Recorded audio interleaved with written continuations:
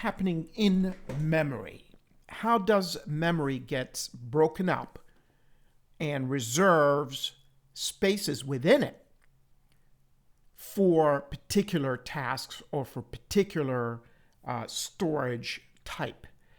Notice if this is your memory and you're running, this is the allocated memory by the operating system for your program. This would be the address space. So it will have the lowest address will be here. The highest address will be here. So this would be your range of available addresses allocated to you by the operating system for your application. Okay. Now, within that, there will be sections that will be pretty much fixed, like these two right here. This is where your code will be stored, the instruction lines that you have, right? So they have to be loaded so we can sequentially access them, right? Good. Now, within the code itself, you have declarations of spaces you would want while the program is running. But you would have to declare those and ask the program to reserve these spaces in your code. So that happens here. And so that would be a fixed size area where some of this data will be allocated to within these memory addresses within this range right here. Some of them will be uninitialized data, which means you did not give them any values. So, but the data type is clear, so the amount of space of memory they will occupy is clearly stated by, we're going to see in the next video how to declare a variable of a certain data type. This here is for initialized values, right? So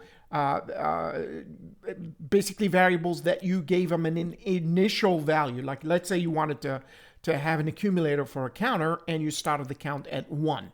So 1 will be the moment you declare the counter for the program to use it eventually is you set it to 1, and that's called an initialization. Great. Now that takes us to an interesting area for dynamic allocation. Notice the arrows that I have here and here. That means this area called the stack or the heap, they're going to expand or retract depending how they're used. Okay? Let's talk about the stack a little bit. Now, remember when you were running, when we ran our first program in main, okay? That is a function. So when you did that function, it opens up a stack.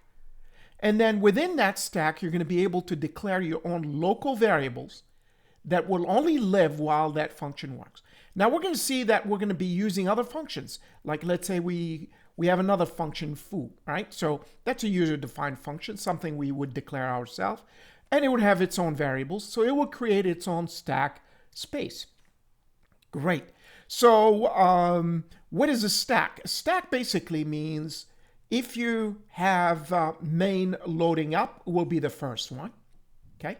Then if foo is the second one, great.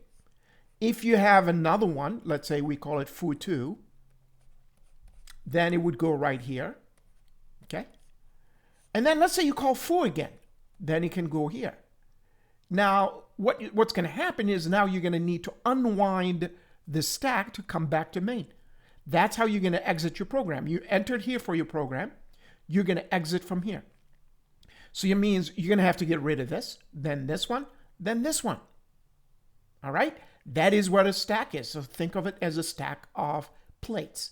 So every time you create a stack, within it, you have a space reserved for local variables that you might need during that running of that stack. Once that stack is out of here, right? Once you take it out, all the variables you declare in that stack are gone. Bit heaven. Okay, good. Now how about the heap? Again, memory allocation dynamically.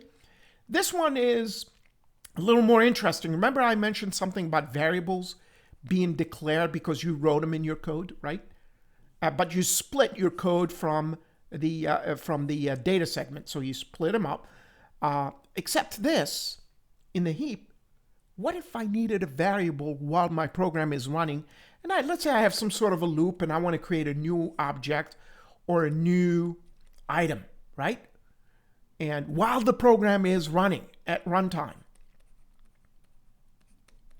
Well, in C and C++, what you're going to do is you're going to declare some sort of a pointer in memory, and you're going to tell it how much space do you want, and then instantiate or create that item while you're within that function or that stack. So this is going to be done within a certain stack, so you could use the keyword. Notice the keyword I'm using, either new or in C, you might see the keyword malloc as a function. Okay, we will see this eventually in our as we delve deeper in our course. That what the point is now is that you could use these utilities either in C++ or in C to allocate space in memory dynamically while the program is running. So you never, it's not something you've reserved when you loaded the program like we did with the data segment. Okay, so that only happens once we are ready to use a variable, right? And then go ahead and create it. Sometimes we may not need it. Don't create it. So this heap here, again, it's flexible. It can go up and down. It has its own space. And that's why we have this arrow here. It can go up and down depending if you're using it. And if you're not using that variable, you can kill it. You can free memory. So once you allocate memory